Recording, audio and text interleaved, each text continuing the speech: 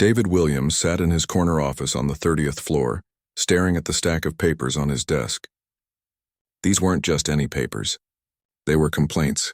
Anonymous complaints from employees who worked in the lower levels of his own company, Phoenix Industries. As the CEO, David had built this company from nothing. He started with just 5 employees in a small warehouse 15 years ago. Now Phoenix Industries had over 3,000 workers across multiple locations. He was proud of what he had accomplished, but these complaints made his stomach turn. The letters all said similar things. Workers talked about being treated unfairly because of their race. They mentioned managers who made cruel jokes and gave them the worst jobs. Some said they felt scared to speak up because they might lose their jobs. Reading these stories broke David's heart. He had always believed his company was different. He thought he had created a place where everyone could succeed regardless of their background. But clearly something was very wrong in parts of his organization. David picked up his phone and called his assistant. "Cancel all my meetings for next week," he said. "I need to take care of something important." That weekend, David went to work on a plan. He couldn't just send investigators or hold meetings.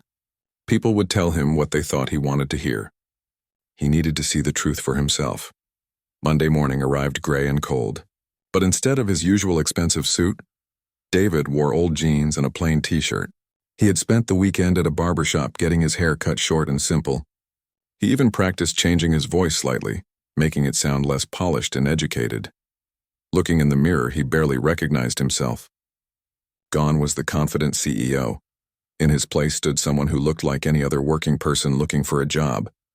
David had created a fake identity complete with a new name and background story. He would be known as Tony Rodriguez, a man who had recently moved to the city and needed work. His friend who owned a temp agency had agreed to help with the plan. She would send Tony to work at Phoenix Industries as a temporary warehouse worker. The main warehouse was located across town from the corporate headquarters. David had only visited it a few times in recent years and always with advance notice. The managers there had never seen him without a suit and tie, surrounded by other executives. At 7 in the morning, David stood outside the warehouse with a group of other new temporary workers. His heart was beating fast. He felt nervous in a way he hadn't experienced in years. These people around him were depending on these jobs to pay their bills and feed their families. For them, this wasn't a game or experiment. A tall man with gray hair and a permanent frown walked out to meet the group. This was Brad Coleman, the warehouse district manager. David had seen his name on reports but had never met him in person. "Listen up, everyone," Brad called out in a loud voice. "I'm your boss around here. You do what I say when I say it and we won't have any problems. You cause trouble and you're gone. Simple as that." His eyes swept over the group of new workers and David noticed something troubling. When Brad looked at the white workers, his expression was neutral. But when his gaze landed on the black and Hispanic workers, including David, his face changed. There was something cold and dismissive in his eyes. "Rodriguez," Brad said, reading from his clipboard, "you're with me today. I want to see what you're made of." David followed Brad into the warehouse. The building was enormous, filled with tall shelves of products and the sound of forklifts moving around. Workers were busy loading trucks and organizing inventory. "Your job is simple," Brad explained, but his tone suggested he thought David might be too stupid to understand. "You move boxes from here to there. You don't need to think about it. Just do what you're told." The first few hours went smoothly enough. David worked hard, lifting boxes and learning the warehouse layout. He was in good shape, but this type of physical labor was much different from sitting in board meetings all day. During the lunch break, David sat with some of the other workers. He listened carefully to their conversations, trying to understand what life was really like for them. "Man, Brad's in a mood today," said one worker named Chris. "Did you see how he talked to the new guys? Especially the ones who don't look like him, if you know what I mean." Another worker, an older woman named Rosa, shook her head sadly. "It's always been like this. My son told me not to take this job, but I need the money. Brad treats some of us like we're invisible and others like we're criminals." David felt a cold feeling in his chest. He was hearing exactly what the anonymous complaints had described, but experiencing it firsthand made it feel much more real and painful. After lunch, things got worse. Brad started giving David increasingly difficult and unnecessary tasks. While other new workers were given simple jobs with clear instructions, David was told to reorganize an entire section of the warehouse by himself. "Think you can handle this, Rodriguez?" Brad asked with a smirk. "Or is it too complicated for someone like you?" The way he said "someone like you" made David's hands clench into fists. But he forced himself to stay calm and respond politely. "I'll do my best, sir," David replied. "Sir?" Brad laughed. "Well, at least you know your place. That's more than I can say for some people who work here." As the day continued, David watched Brad interact with other employees.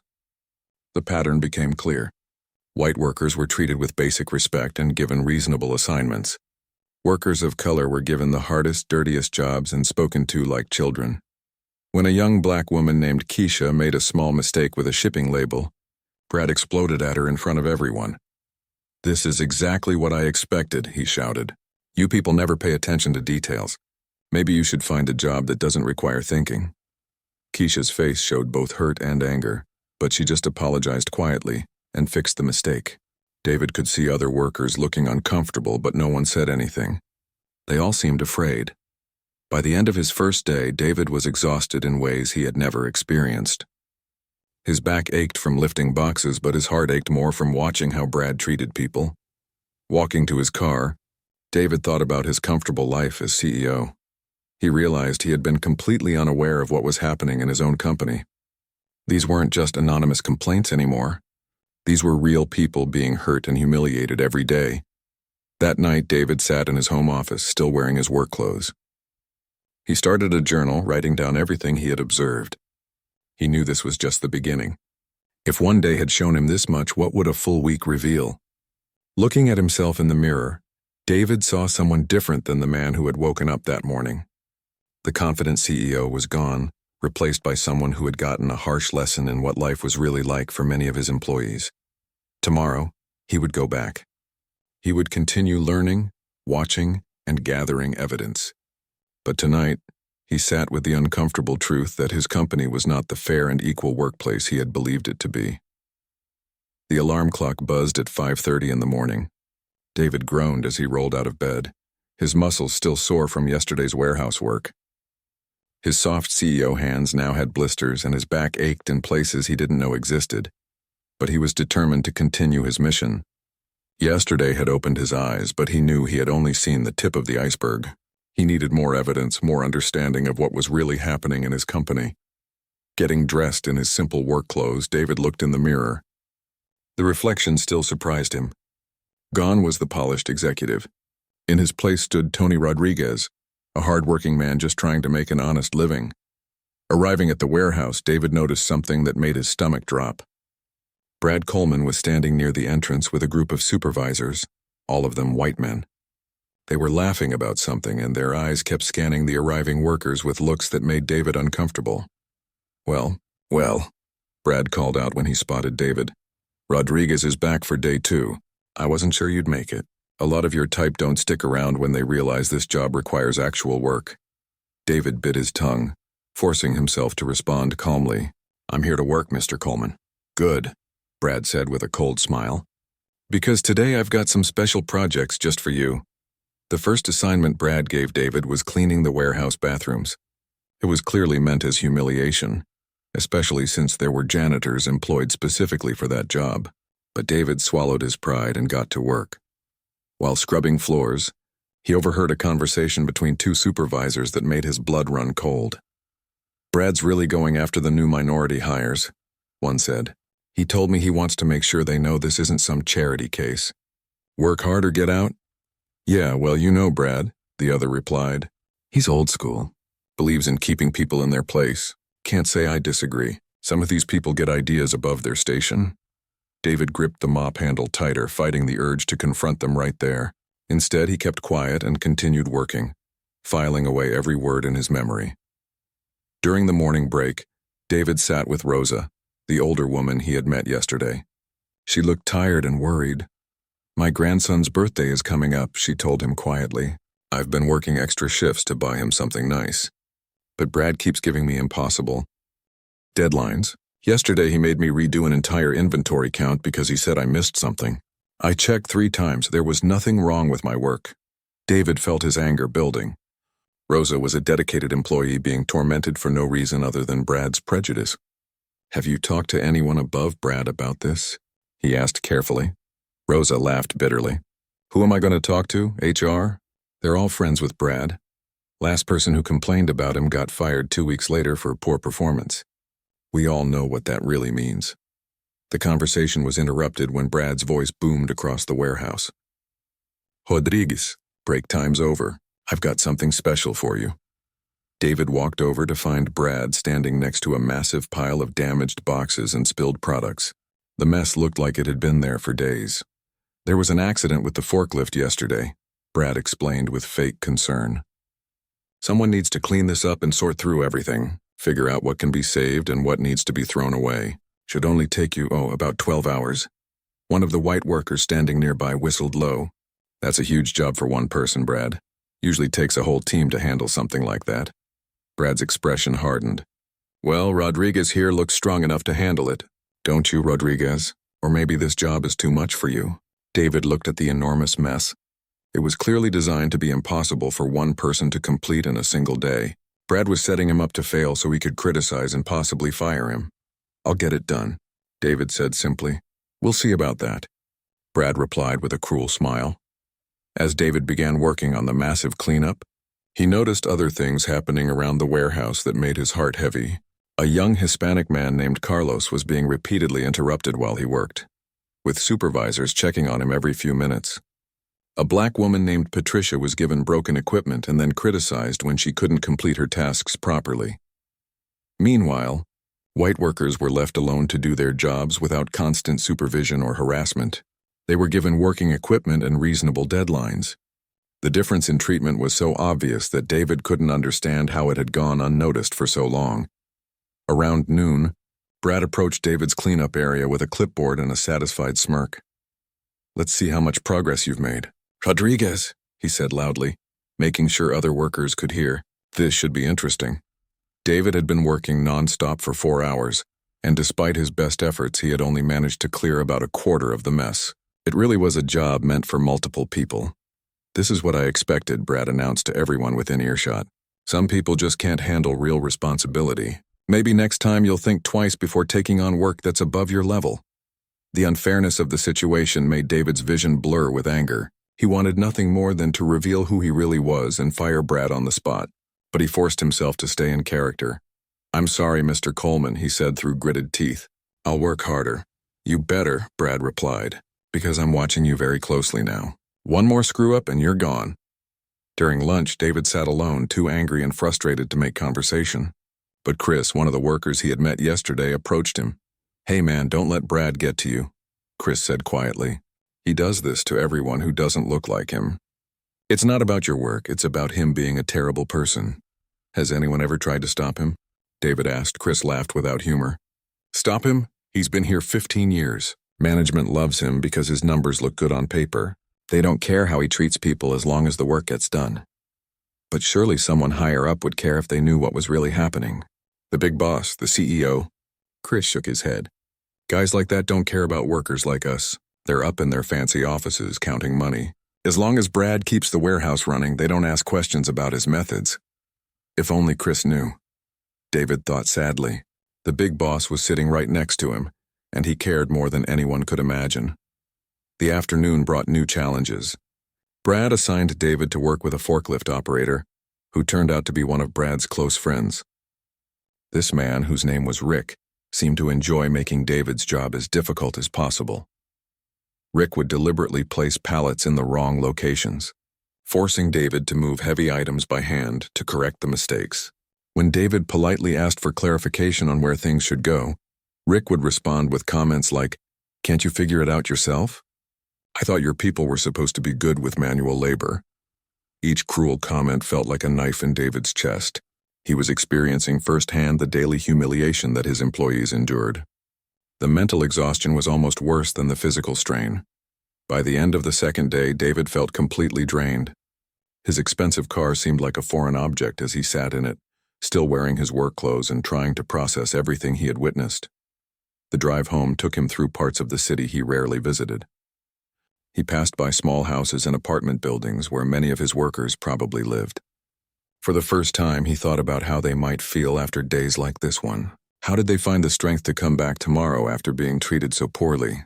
At home, David sat at his kitchen table and continued writing in his journal. Every incident, every cruel comment, every unfair treatment, he documented it all. The evidence was mounting, but so was his emotional exhaustion. Looking at his reflection in the dark window, David wondered if he could continue this charade much longer. The psychological toll of being treated as less than human was heavier than he had ever imagined. But tomorrow he would return to the warehouse. Tony Rodriguez had work to do, and David Williams had a company to save from itself, one painful day at a time. The hardest part wasn't the physical labor or even the direct insults. It was the gradual realization that this wasn't just about Brad Coleman. This was about a system that allowed people like Brad to thrive while good. Hard-working people suffered in silence. Change was coming to Phoenix Industries, but first, David had to survive the process of learning just how deep the problems really went. By his third day as Tony Rodriguez, David was starting to understand the true scope of the problem at his company. What he had initially thought might be isolated incidents were revealing themselves to be part of a much larger, more systematic issue. The morning started differently than the previous days. Instead of Brad immediately assigning him humiliating tasks, David was told to work alongside Patricia, the black woman he had noticed being given broken equipment. She was organizing inventory in one of the back sections of the warehouse. "Thank goodness they gave me someone to help today," Patricia said with relief. "I've been trying to get this section organized for 3 days, but they keep giving me equipment that doesn't work properly." As they worked together, Patricia began to open up about her experiences. She had been working at Phoenix Industries for 2 years and had watched several good employees leave because of the treatment they received. "There was this really smart guy, Kevin, who worked here last year," she explained while sorting through boxes. "He had a college degree in business and kept suggesting ways to improve our processes. His ideas were actually really good. I could see how they would save the company money and make our jobs easier." "What happened to him?" David asked, though he had a sinking feeling he already knew the answer. "Brad shut him down every time.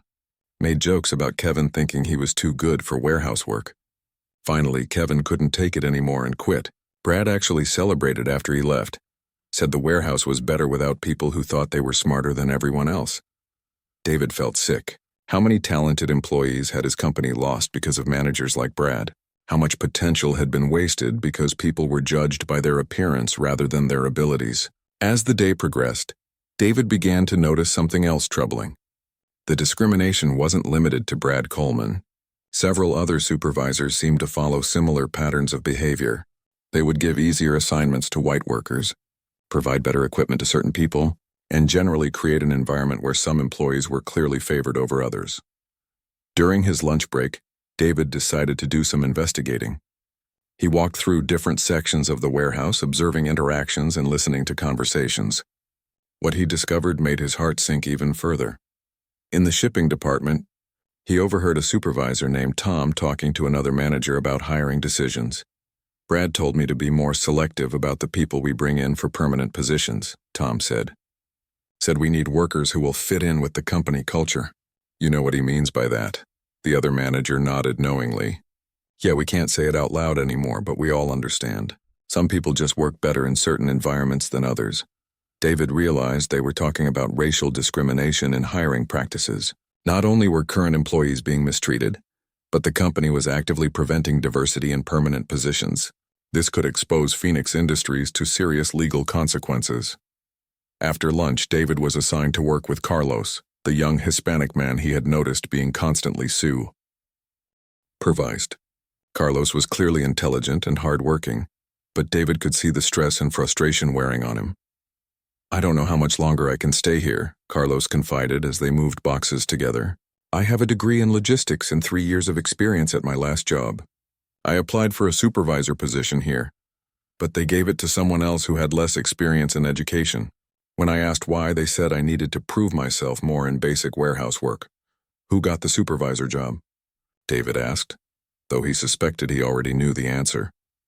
"Brad's nephew," Carlos replied bitterly. "Kid just graduated high school and has never worked in a warehouse before. But somehow he was more qualified than me."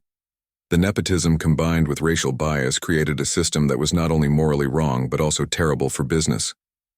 David was watching his company operate in ways that went against everything he thought he had built.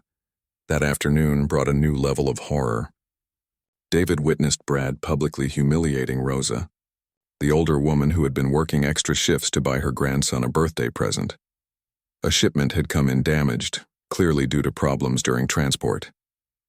But Brad decided to blame Rosa, who had been working in a completely different section of the warehouse when the shipment arrived. "This is exactly the kind of careless work I expect from people like you," Brad announced loudly, making sure everyone could hear. "You're all the same. No attention to detail, no sense of responsibility. Maybe if you spent less time chatting and more time focusing on your job, these mistakes wouldn't happen."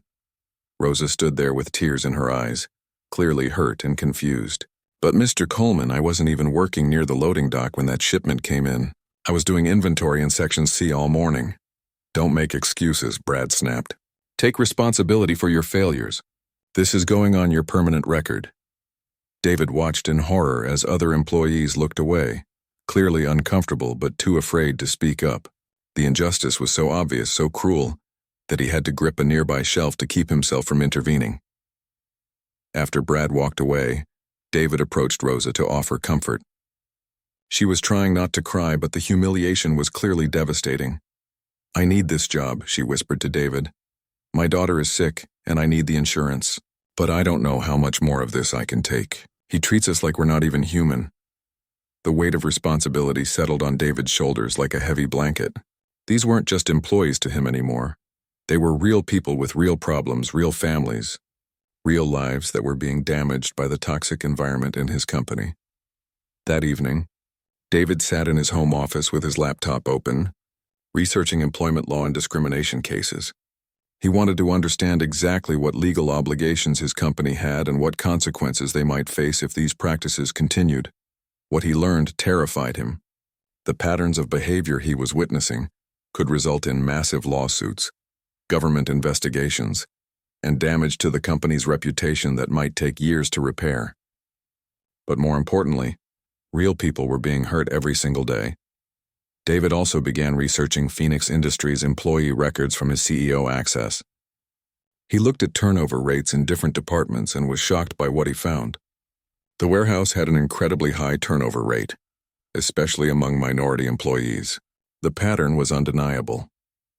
He also discovered that several discrimination complaints had been filed with HR over the past 2 years, but they had all been dismissed or inadequately investigated. The head of HR, it turned out, was a longtime friend of Brad Coleman. The whole system was designed to protect the very people who were creating the problems. As David prepared for another day of his undercover investigation, he realized that the issues at Phoenix Industries went far beyond just one bad manager. There was a network of bias, a culture of discrimination that had been allowed to flourish because no one with real power had bothered to look closely at what was happening. The most painful realization was that, as CEO, he bore ultimate responsibility for allowing this environment to develop. He had been so focused on profit margins and expansion that he had lost sight of the human cost of poor management. But knowledge was power, and David was gathering the evidence he needed to make real changes. The question was whether he could emotionally survive long enough to gather all the information he needed to fix the problems properly. Looking at himself in the mirror before bed, David saw a man who had been fundamentally changed by just 3 days of experiencing life as a regular employee in his own company. Tomorrow would bring new challenges, new heartbreak, and hopefully, new understanding of how to build a better workplace for everyone. The hardest part was maintaining his cover while watching good people suffer. Every instinct told him to reveal himself and start fixing things immediately. But he knew that lasting change required complete understanding of the problem, and he was still learning just how deep the corruption went. Tony Rodriguez would return to work tomorrow, and David Williams would continue his painful education in the reality of corporate discrimination. David woke up on Thursday morning with a heavy heart and a growing sense of urgency. He had been undercover for 4 days now, and each day brought new evidence of systematic discrimination at his company. But he also knew he was reaching his emotional breaking point. The faces of Rosa, Patricia, Carlos, and the other mistreated employees haunted his thoughts. How much longer could he watch good people suffer while maintaining his disguise?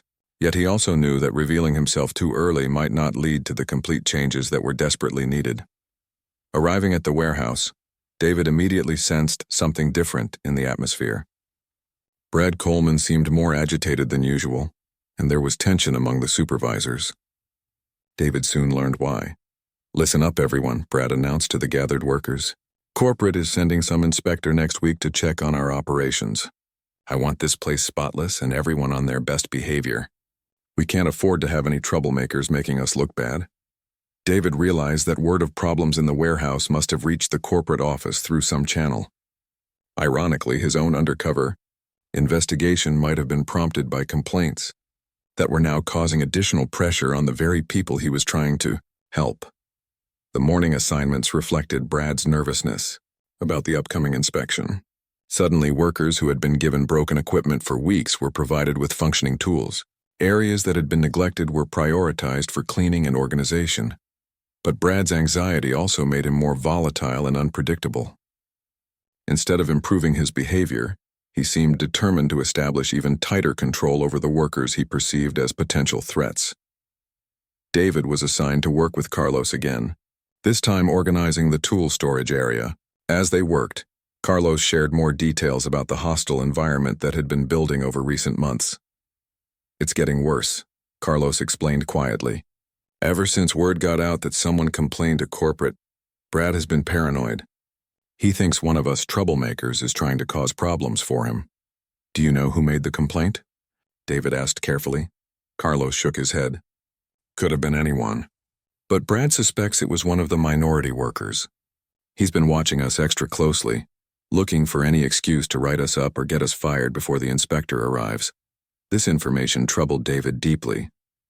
His attempt to investigate and help was potentially putting vulnerable employees in even greater danger. The system was so twisted that even efforts to address problems could backfire on the very people who needed protection most. Around mid-morning, the situation escalated dramatically. David witnessed an incident that crossed every line of professional behavior and human decency.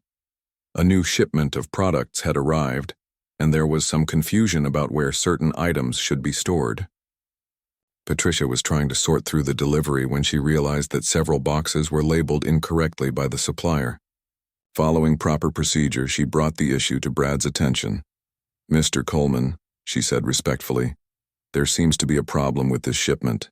The labels don't match what's actually in these boxes.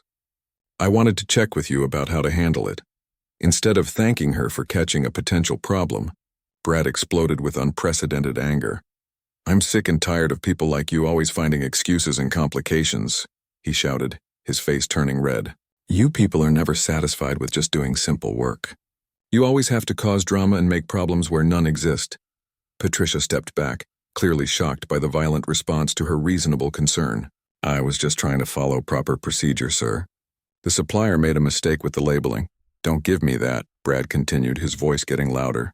"This is exactly the kind of nonsense I'm talking about. You're all the same. Always looking for ways to avoid real work and cause trouble for hard-working managers like me."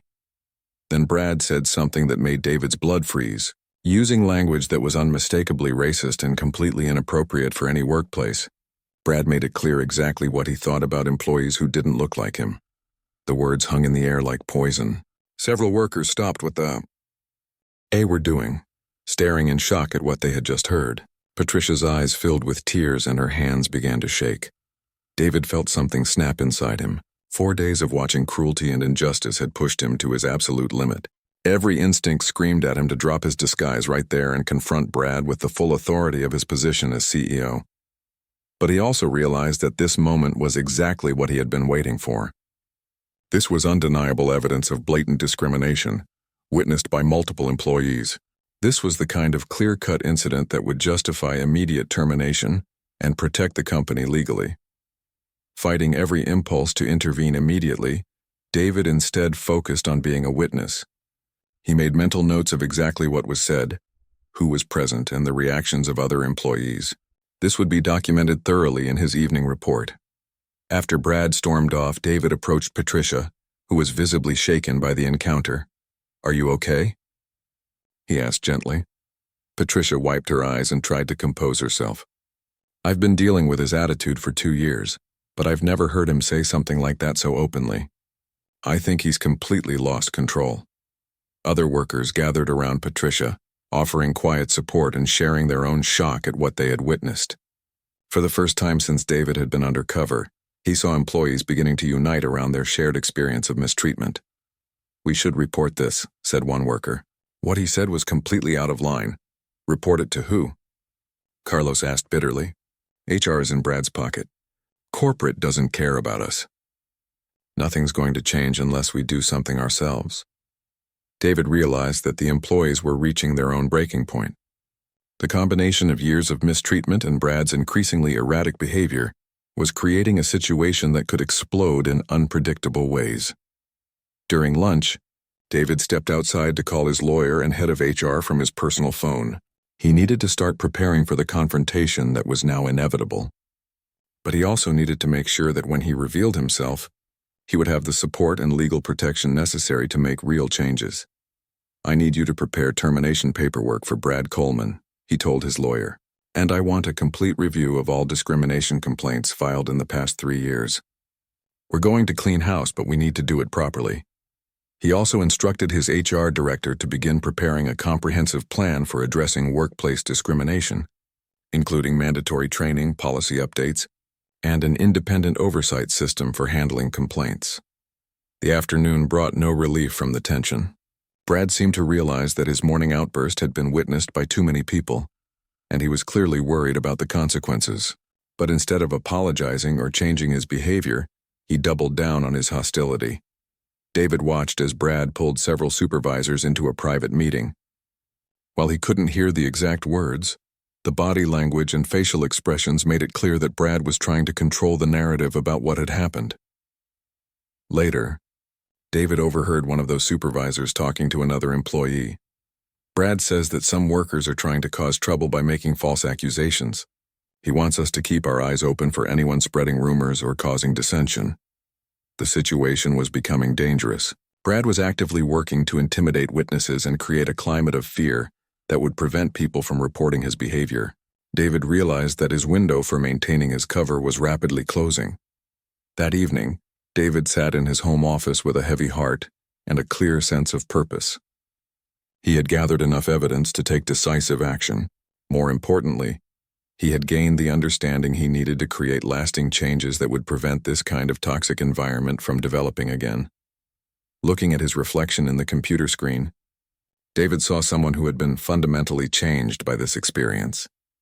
The confident CEO who had started this journey 5 days ago was gone, replaced by a man who truly understood the human cost of poor leadership and systemic discrimination. Tomorrow, he decided, would be his last day as Tony Rodriguez. He would return to the warehouse one final time, gather any remaining evidence, and then prepare for the confrontation that would change Phoenix Industries forever. The hardest part would be facing the employees he had worked alongside, knowing that he could have ended their suffering days earlier, but had chosen to continue his investigation. He hoped they would understand that his delay had been necessary to ensure that the changes he implemented would be comprehensive and lasting. As David prepared for what might be the most important day in his company's history, he reflected on the lessons he had learned. Leadership wasn't just about making strategic decisions from a corner office. True leadership meant understanding and protecting every person who worked for you, especially those who had no power to protect themselves. Tomorrow, David Williams would return to Phoenix Industries not as an undercover investigator, but as a CEO with a mission to build the kind of company he had originally intended to create. Friday morning arrived with David feeling a mixture of nervousness and determination. This would be his final day as Tony Rodriguez, and he had spent the night carefully planning how to reveal his true identity in a way that would create maximum impact and lasting change. David had arranged for several key people to be present for what would happen today.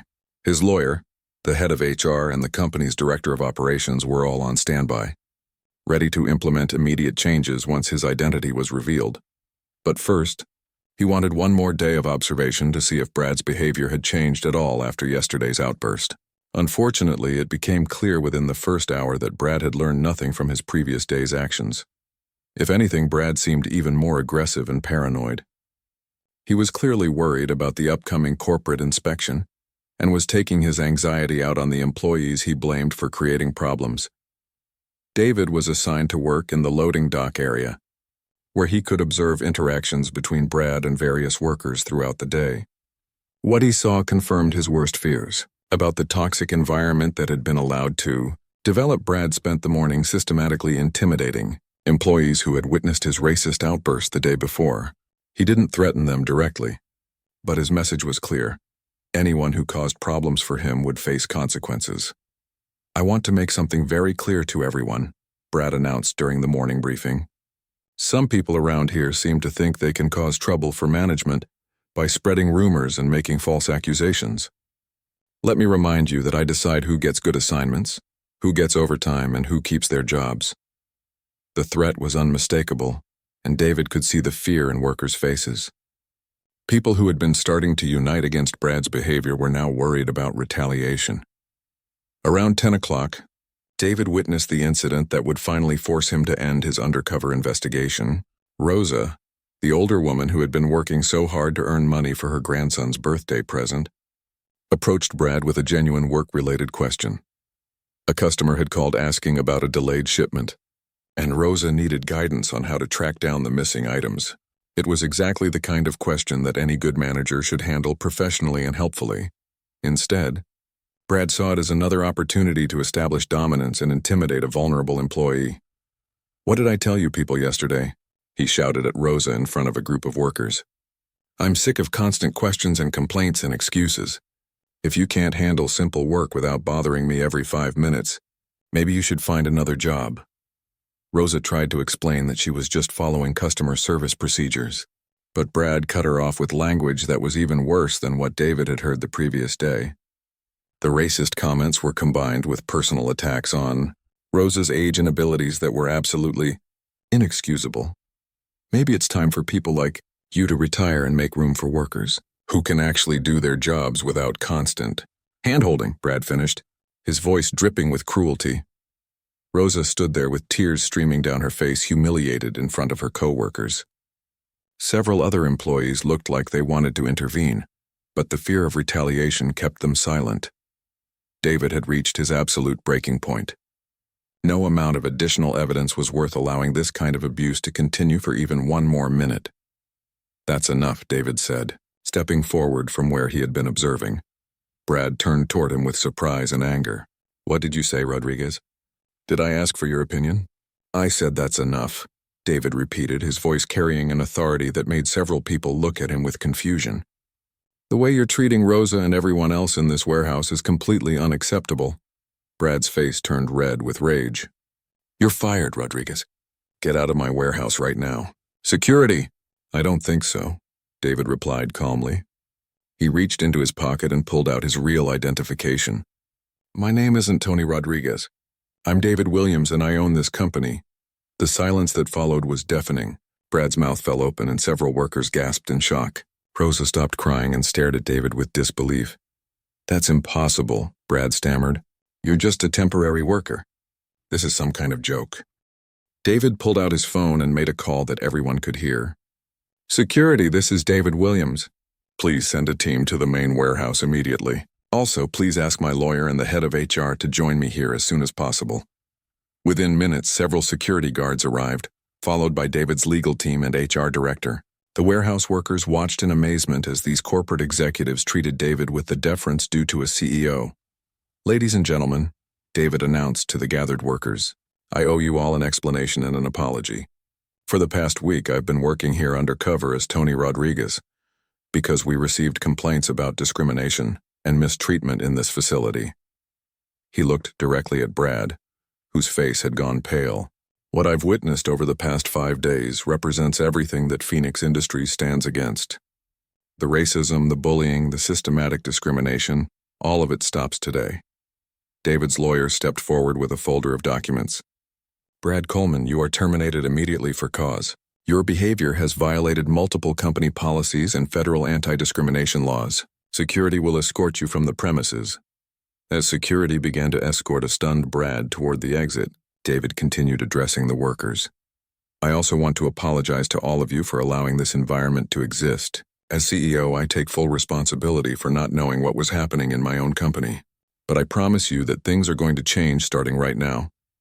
David's HR director began outlining immediate changes: mandatory sensitivity training for all supervisors, an independent hotline for discrimination complaints, and a complete review of hiring and promotion practices. But David wasn't finished. He had learned that real change required more than just policy updates. "Rosa," he called out to the older woman who was still wiping tears from her eyes, "I want to personally apologize for what you've endured. Would you be willing to meet with me this afternoon to discuss how we can make this right?" Rosa nodded, still too shocked to speak. David then addressed Patricia, Carlos, and the other workers he had gotten to know during his undercover week. "I've watched all of you work hard and show professionalism even when you were being treated terribly. Your company has failed you, but we're going to do better." Over the next several hours, David conducted individual meetings with workers who had been mistreated. He listened to their stories, documented their experiences, and began developing specific plans to address the problems they had faced. Rosa, he learned, had been passed over for a supervisor position, despite having more experience than the person who was hired. David immediately offered her a promotion and a raise that would more than make up for the unfair treatment she had received. Carlos was offered the logistics coordinator position he had originally applied for, along with an apology for the discriminatory hiring practices that had prevented his advancement. Patricia was promoted to a team leader role and asked to help develop new training programs that would prevent the kind of toxic environment that had been allowed to flourish. But David knew that individual actions, while important, weren't enough. He needed to create systematic changes that would prevent these problems from happening again in any part of his company. Over the following weeks, David implemented a comprehensive reform program. He hired an independent firm to conduct discrimination training for all employees. He established an ombudsman program that would investigate complaints without interference from local management. He also began making regular, unannounced visits to company facilities to ensure that policies were being followed. Most importantly, he shared his story publicly. In interviews and at business conferences, David talked about his undercover experience and the lessons he had learned about leadership and corporate responsibility. "I thought I was running a company that treated everyone fairly," he would tell audiences. "But I was so insulated in my executive role that I had no idea what was really happening to my own employees." Every leader needs to find ways to truly understand the experiences of the people they serve. 6 months after his undercover week, David visited the warehouse again. The transformation was remarkable. Workers seemed more relaxed and engaged. There was laughter and genuine camaraderie that had been completely absent during his time as Tony Rodriguez. Rosa was thriving in her new supervisor role, and her grandson had received not just a birthday present, but a scholarship fund that David had established for children of Phoenix Industries employees. Carlos had already implemented several efficiency improvements that were saving the company thousands of dollars monthly while making work easier for frontline employees. Patricia had become a powerful advocate for workplace equality and was helping other companies learn from Phoenix Industries' transformation. David walked through the warehouse. He reflected on how much had changed, not just in the company but in himself. The confident CEO who had started this journey thinking he understood his business had been replaced by a leader who knew that real success meant ensuring dignity and respect for every person in the organization. The week he spent as Tony Rodriguez had been the most difficult and eye-opening experience of his professional life, but it had also been the most important because it had taught him that true leadership meant being willing to see the world through the eyes of those who had no power to protect themselves. Phoenix Industries was now recognized as a leader in workplace equality. But David knew that maintaining a fair and respectful environment required constant vigilance and commitment. The changes he had implemented weren't just policies. They were a promise to every employee that their dignity and humanity would always be valued and protected.